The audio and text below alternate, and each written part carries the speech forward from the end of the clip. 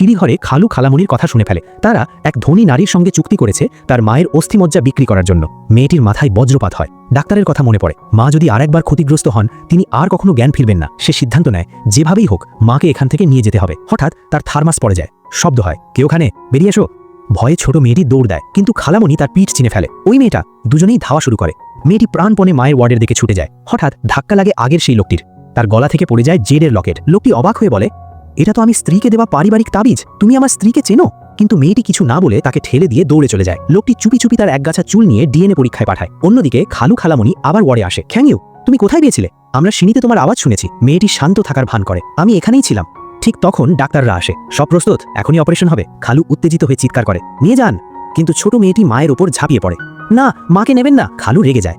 মেয়েটি তৎক্ষণাৎ বলে, মা পায়খানা করে ফেলেছে। সবাই বিরক্ত মুখ করে।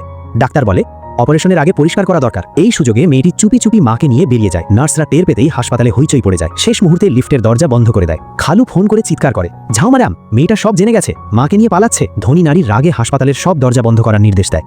ঠিক সেই সময় লোকটির হাতে আসে ডিএনএ রিপোর্ট। ফলাফল স্পষ্ট, ছোট মেয়েটি তার নিজের মেয়ে। লোকটির চোখ ভিজে যায়, এটাই আমার মেয়ে।